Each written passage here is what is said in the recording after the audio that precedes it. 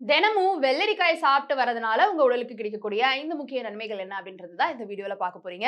Summer season வேற start ஆயிடுச்சு. உடல்லாம் கத கத கத கதன்னு எல்லாருக்கும் இருக்குது அப்படின்னா, இன்டர்னலி நீங்க நெறைய தண்ணி குடிக்கணும். அட் த சேம் டைம் இந்த மாதிரி தண்ணி காய்கறிகள் சாப்பிடலாம். முக்கியமா வெள்ளரிக்காய் சீப் அண்ட் பெஸ்ட்டுப்பா. உங்க ஸ்கின்னுக்கு, ஹேருக்கு இந்த மாதிரி நெறைய உடல் நல நன்மைகள் அது குடுக்குது.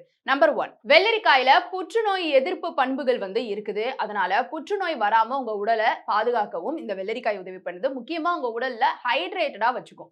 நீரேற்றம் அப்படின்றது உங்க உடலுக்கு ரொம்ப தேவைப்படக்கூடிய ஒரு விஷயம். நான் ஆல்ரெடி சொன்ன மாதிரி தண்ணி நிறைய குடிக்கணும். தண்ணியோட சேர்த்து இந்த வெள்ளரிக்காவும் இந்த சம்மர் சீசன்ல நீங்க அடிக்கடி சாப்பிட்டுட்டு வர உங்க உடல்ல இருக்கக்கூடிய நீர்ச்சத்து நல்லாவே உங்களுக்கு ஹெல்தியான ஒரு லெவல்ல இருக்கும். நம்பர் 2 வெள்ளரிக்காயில நார்ச்சத்து இருக்கு. அதனால இந்த செரிமான பிரச்சனை வராம உங்கள மலச்சிக்கல்ல இருந்து பாதுகாக்குது. நம்பர் 3 வெள்ளரிக்காயில கேலரிஸ் கம்மியா இருக்கிறதுனால எடை மேலாண்மைக்கு ரொம்பவுமே உதவுது. உங்களுக்கு வயிறும் ஃபில்லிங்கா இருக்கும். அட் த சேம் டைம் பெருசா எந்த கேலரிஸுமே வராது. அதனால இது ஒரு மிட் மார்னிங் ஸ்நாக்கா கூட நீங்க சாப்பிட்டு வரலாம். உங்களுக்கு அப்பக்கப்ப அப்படி குட்டி குட்டி பசி வரும்பொழுது இந்த வெள்ளரிக்காயை எடுத்துக்கிறது ரொம்ப நல்லது. நம்பர் 4 வெள்ளரிக்காயில தாவர ஸ்டெரோல் இருக்கு. இது எல்டிஎல் கொழுப்பை குறைக்க உதவி பண்ணுது.